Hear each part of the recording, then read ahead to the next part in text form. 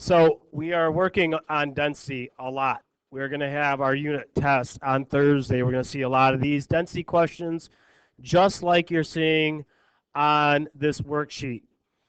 So we're trying to work on the success criteria of comparing models in terms of density. So you want to go through each of these. If you don't have the answer, you want to fill in the correct answer. If you do have an answer, you want to make sure it's right. If it's not right, you want to correct it. Make sure you've got it.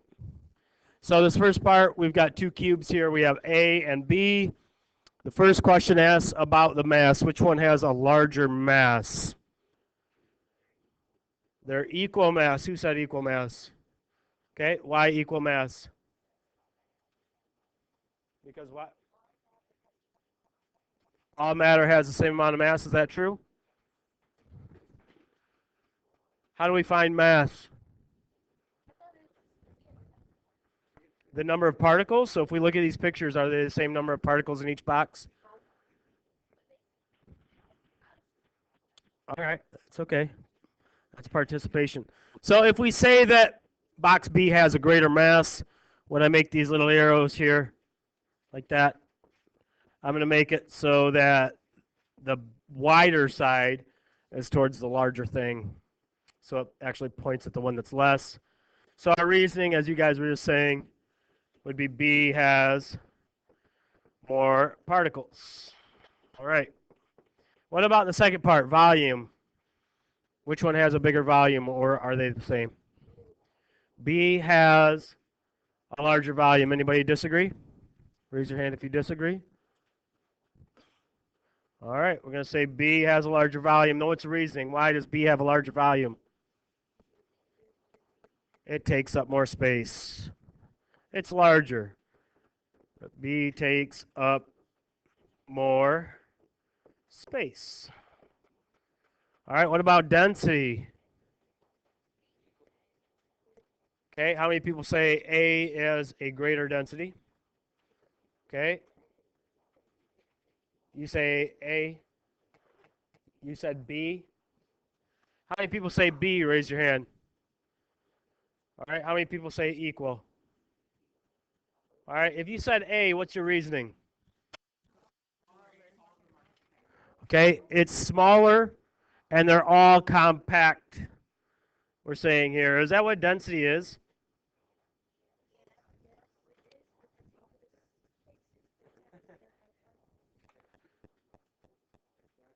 Density is mass over volume, I heard. All right.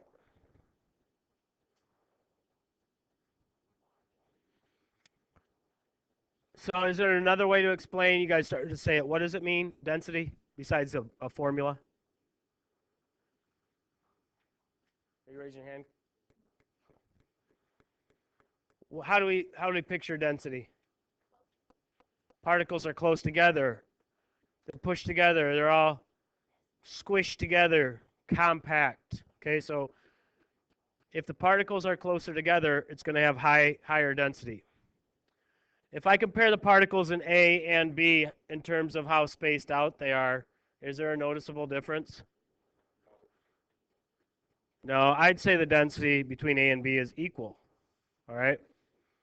And so here's why with the reasoning is that if you look at this formula, you'll kind of learn this. I know some people in here might be good at math. Some people might not be too much. But the density and mass, they have a direct relationship. That means if something has a greater mass, then it's probably going to have a greater density. But that's not the only factor in density. There's also volume. And density and volume are not directly related. They're opposite relationship. So actually what happens is the more space an object takes up, the lower the density. So even though B has more mass, more particles, it also has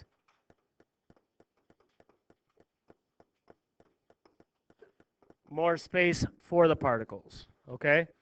So really looking at these equal densities, these could be the same substance. These could both be cubes of aluminum, just different sizes, or copper, or gold, or whatever. They could be the same substance and just be different sizes of that substance. All right. Do you guys have that?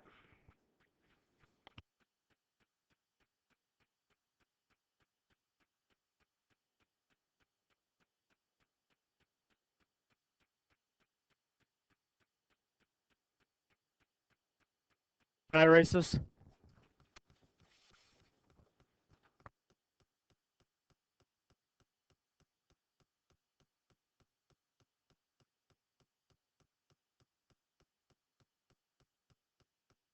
Okay, so we're going to do the same thing for figure 2, but now we've got 3 different boxes, A, B, and C. So first of all, looking at the mass, and it's saying what is the mass relationship between A and B. All right? So what is mass again? How do we figure out which one has more mass? Number of particles, that's correct. So which one has more particles, A or B?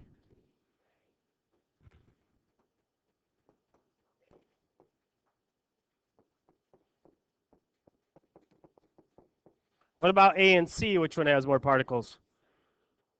Is it equal? 1, 2, 3, 4, 5, 6, 7, 8, 9, 10, 11, 12, 13.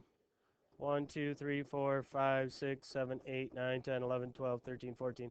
Yeah, C has more.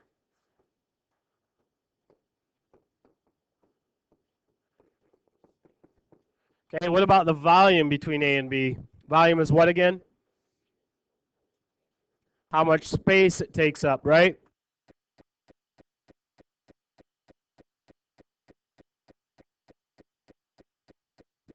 All right, so Josh, what do you say? Volume, A and B. Which one has a greater volume? A or B? B? Anybody disagree with that? Okay, so B has a greater volume. B takes up more space.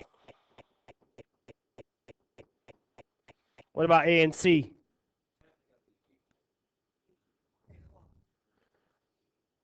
I mean, if they're different, it's hard to tell. I would say equal.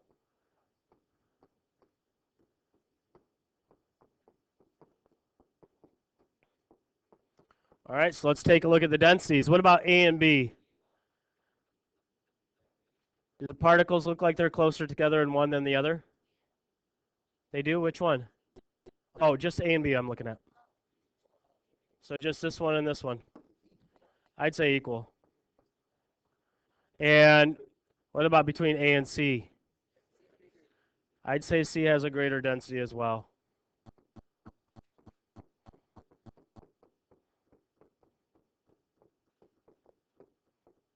Particles are closer together in C.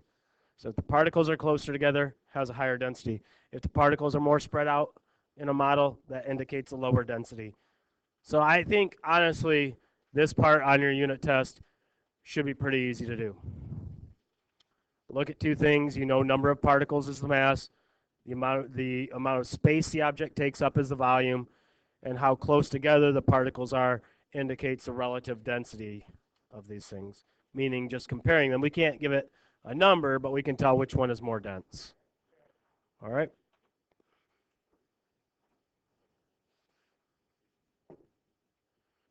Okay, so number 3 is object E or object F more dense? Okay, E, why? Large particles, which also, by the way, on here means a larger mass. Okay, so these 2 cubes are supposed to be about the same size. All right, but this one has more mass. So they have the same volume, but E has more mass, and you know that more mass makes something more dense. Okay? All right, in figure 4 below, graph shows the relationship between mass and volume for 2 substances, A and B. Use the graph to answer questions about these 2 substances.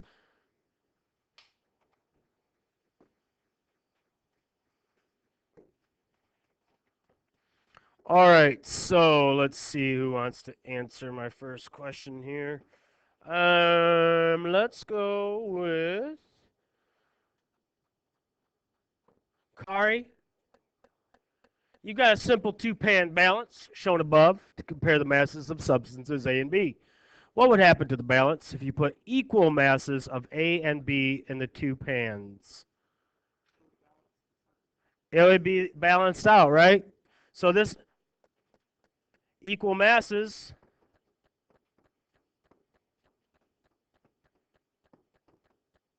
means it's balanced. I mean, that's a balance. It's for mass to tell relative masses. If one side goes down, it has more mass than the other side. All right, what if we had equal volumes of A and B?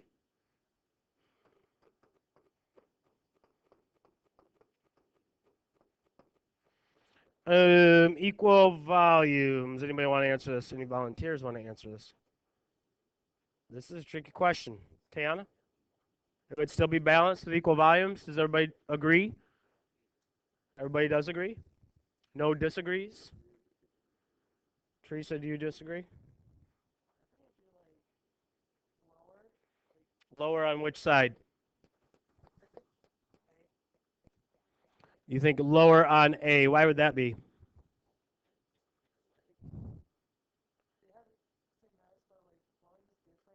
Volume is what?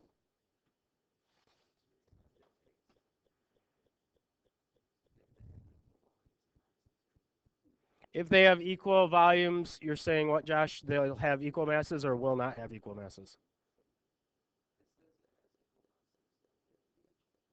Yeah, for the first part. Now we're doing the second one, equal volumes. Would it be the same?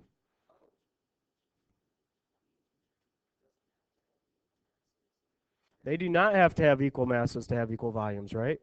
What that's saying is it possible to have two objects that take up the same amount of space, but one has more mass? Think about it in just plain everyday language. Two objects that take up the same amount of space, but one weighs more? Is that possible? Okay. Yeah, so we can have different masses, right? So what's going to happen? Is it going to go down on the left or down on the right? Down towards A or down towards B? Why A?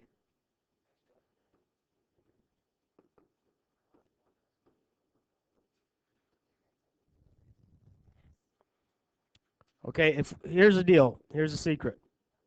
I've got that figure 4 over there with the masses and volumes charted out. So here's one thing we could say right away. Here's an easy way to do it. Equal volumes? Huh? You said it would go down towards B? Okay. Well, here's an easy way to do it. Let's pretend this equal volume they're talking about. Let's say we have 50 milliliters of H. You could say, what if they're both 20? What if they're both 30? What if they're both 40? What if they're both 100? Whatever. But let's just say, what if I had 50 milliliters of each? Well, if I had 50 milliliters of each, then that means the mass of side B would be about 25 grams. Whereas the mass of the 50 milliliters of A would be like 80 grams. Did that make sense?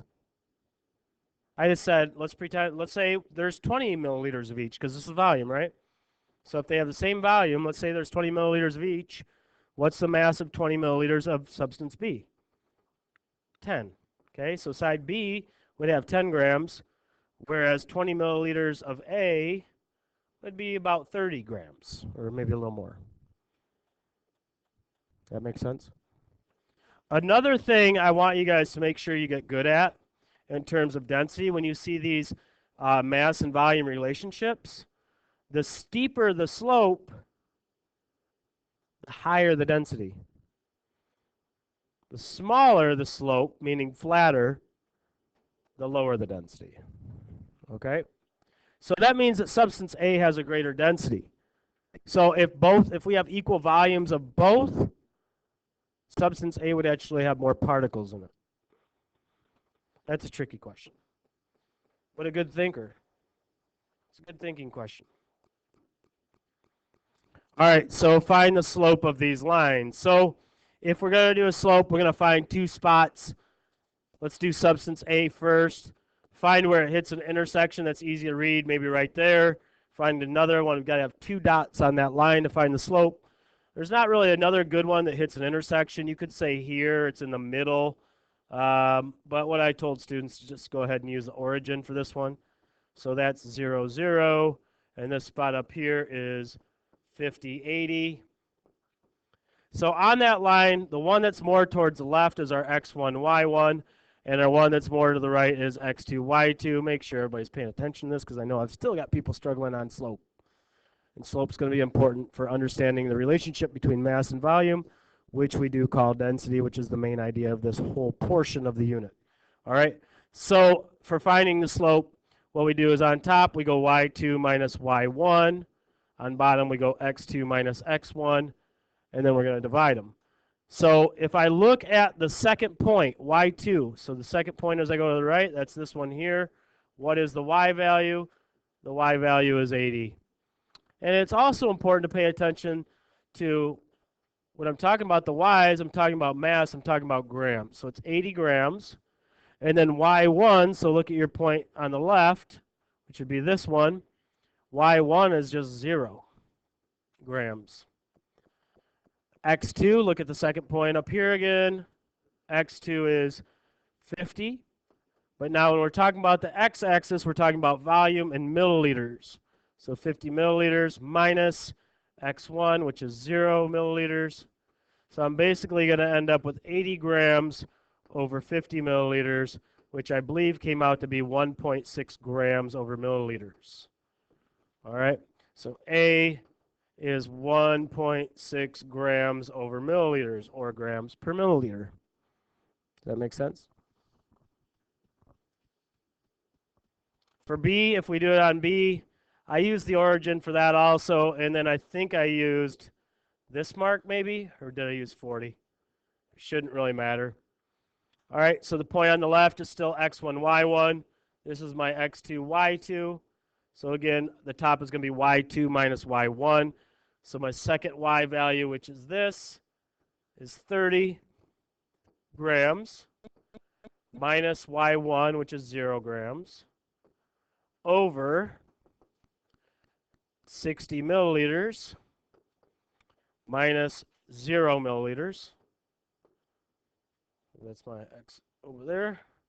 So I end up with 30 grams over 60 milliliters. And what this means really is there are 30 grams for every 60 milliliters. That's a relationship for substance B. We can do what's called a for every statement. For every statement is really easy. For every top number, 30 grams, there are bottom number, 60 milliliters. If we want to simplify that answer, take 30 and divide by 60, and you will end up with 0.5 grams per milliliter. But those for every statements are important. This one over here, 1.6, means that there are for every 1.6 grams, there are 1 milliliters. 1 milliliter. So that's how we do the slope. Everybody good with that?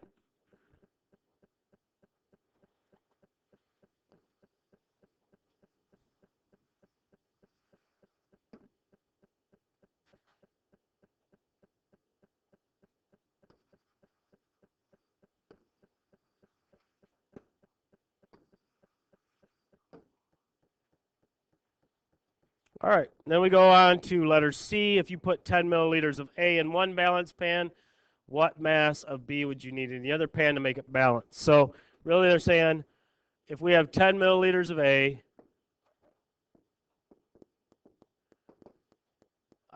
what mass of B would make the pan balanced? So obviously the mass of B has to be the same as the mass of A.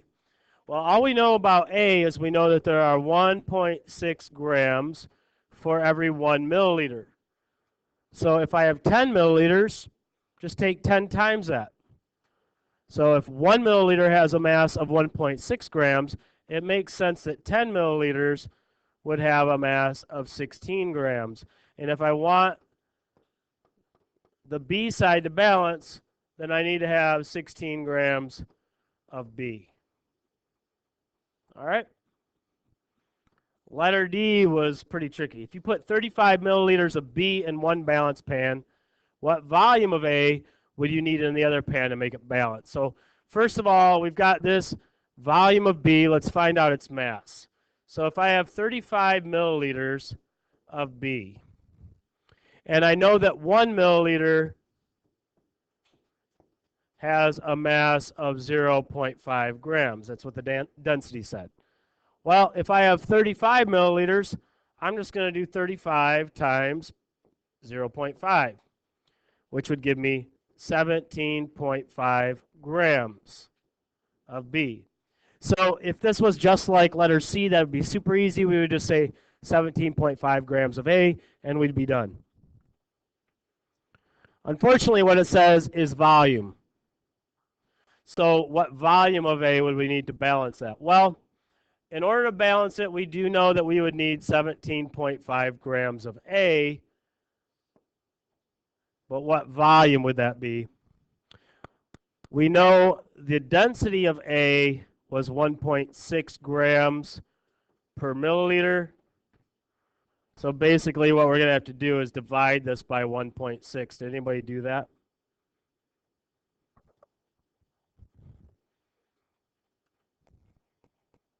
So 17.5 divided by 1.6 means that I would have 10.9 milliliters to balance it out.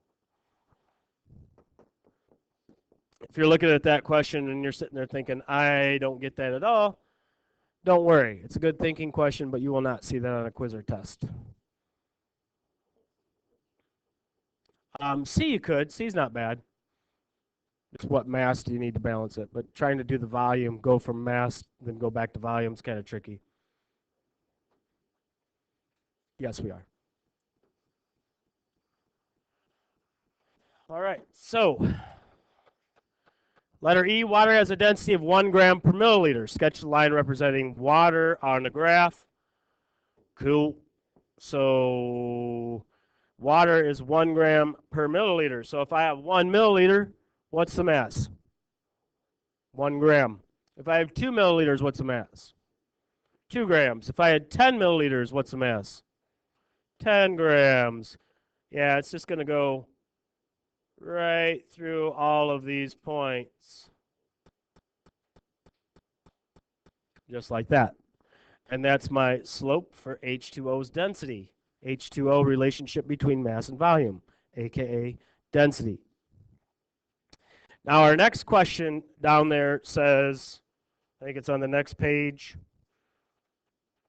says determine whether substance A and B will sink or float when placed in a bucket of water. So this is letter F on the next page. Okay. So like I said, if substance A has a steep slope like this, which we know, by the way, is 1.6 grams per milliliter because we figured that out when we did that earlier. Water has a density of 1 gram per milliliter. So which one has a higher density? A, okay? So what that means is since A has a higher density than water, it will sink. Okay, substance B, on the other hand, I can see it's flatter. That indicates that the density is less than water. We actually know that the density from our calculation of the slope is 0.5 grams per milliliter. Since its density is less than water, it would float. Cool. Got that, Colin? Everybody good with that?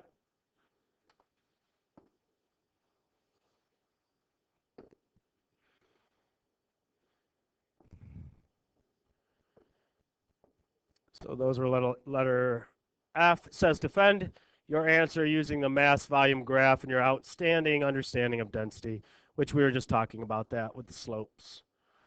All right, refer to the table of densities at the right to answer the following questions. Sketch a graph of mass versus volume for titanium. copper, and mercury. So I just told students, if we look at this, we have volume on the x and mass on the y like it's supposed to be. These numbers, since they've already set it up for us, okay, so you got the scale going by ones on the bottom. The units are cubic centimeters, but you know those are the same as milliliters.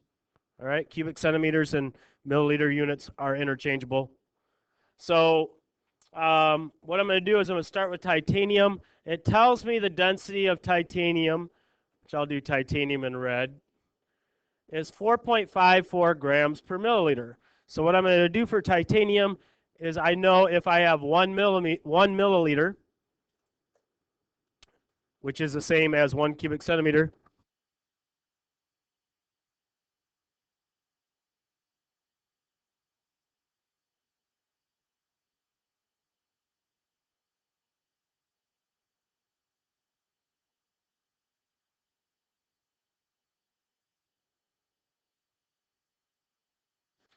if we have 1 cubic centimeter, then the mass is 4.54. Now on the left side over here, these are by tens. So half of 10 would be like 5.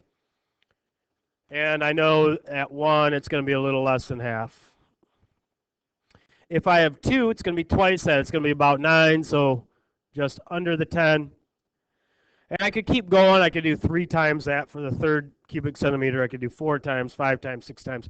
But really, I just need a couple dots. Start at the origin. Go through the, ooh, bad start. Go through the dots. Maybe use a ruler to make a straight line. And that's the density line for titanium. The next one we have to do is copper. I'm going to make copper blue. It's 8.96 grams per cubic centimeter. So that means if I have 1, it's going to be 8.96, so right about there. If I had 2, it'd be about 18, somewhere up there. And again, I'm just going to do the same thing. Start at the origin, make a line that goes through both of them, a straight line, and just continue on with that. All right, something like that. And mercury, I'll make green, 13.55. So if I have 1 milliliter, 1 cubic centimeter, there's about 13.5, somewhere around there. 2 of them is going to be about 27. So maybe right up around here. And again, connect the dots, make a straight line through them. And then there's our line for mercury. It's that easy. You made some cubes out of each metal in the table that each measure 2 centimeters on every side, all except mercury. Why can't you make a cube of mercury? Do you know why? Mercury is a liquid at room temperature. If each side is 2 centimeters, I can find the volume in cubic centimeters by going 2 centimeters times 2 centimeters times 2 centimeters, and my answer would be 8 centimeters cubed. And again, like I was just pointing out, centimeters cubed and milliliters, same. All right, so we have 8 milliliters. Good.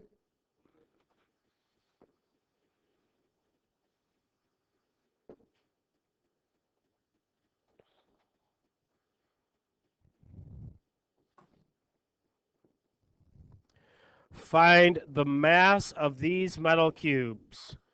So I need to know density for this. So lead has a density of 11.355. I'm going to look at your sheets to help me with this. So I know the volume of all of them is going to be 8 milliliters.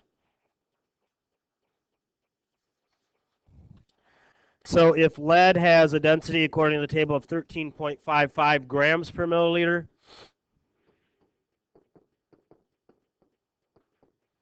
so that's the mass of 1 milliliter. But what is the mass of 8 milliliters? I got to take that 13.55 and multiply it by 8, which gives me a mass of 108.4 grams.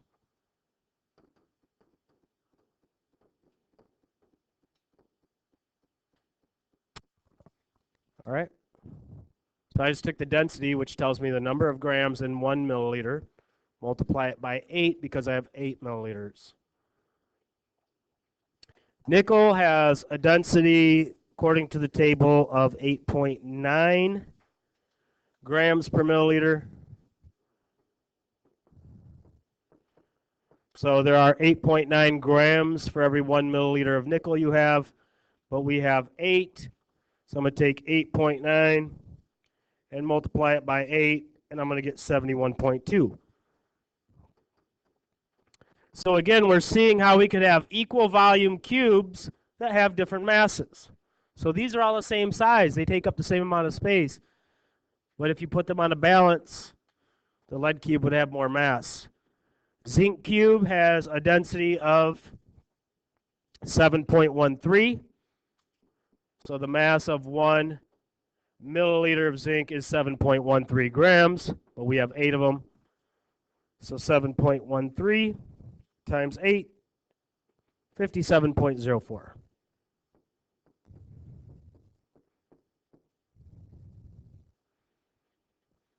So density is grams per milliliter.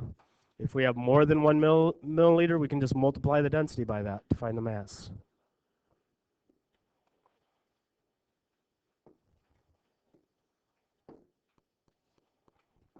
And the last page. Alicia's cheapskate boyfriend gave her a ring. He claims it's 24 karat gold. Alicia's skeptical after blah, blah, blah, blah, blah. Finds the value. All right, so she wants to find the density because the density would tell us, give us an idea of if it's actually gold. All right. So we know the mass is 15.28 grams. We use displacement. The initial volume was 42.2 milliliters.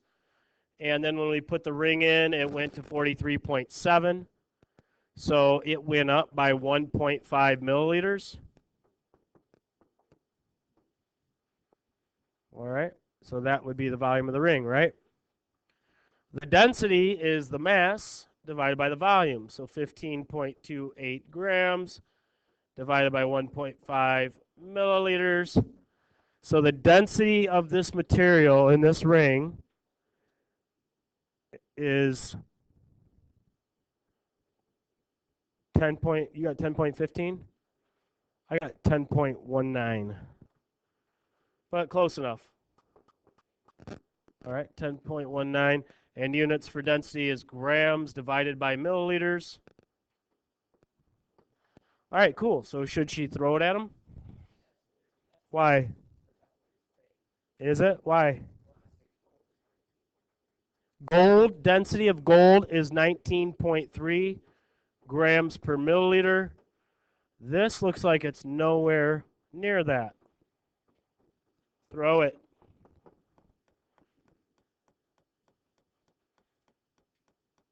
Yep. So you looked that up online probably, I think. Oh, it was on the table? Oh, good. Nice. All right, a student filled a graduated cylinder with water, read the meniscus at 25.8 milliliters. The student then dropped a solid material into the graduated cylinder. The water level rose to 35.9 milliliters. If the solid material had a density of 2.99 grams per milliliter, determine the mass of the solid object. Wow, that's a lot of stuff, so let's just break it up into parts. They're telling me a student filled a graduated cylinder with water, read the meniscus at 25.8 milliliters. So just to fill a graduated cylinder with water and that's it, tells me they're going to do displacement. So it was at 25.8. They put the object in. It went up to 35.9. So how much did the volume change?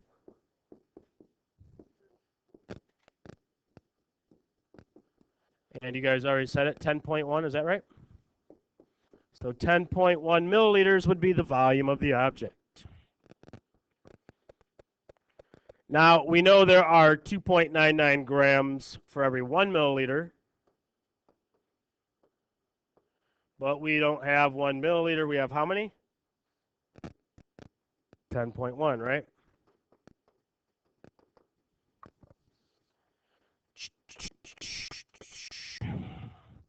So if I go 2.99 times 10.1, I get 30.2.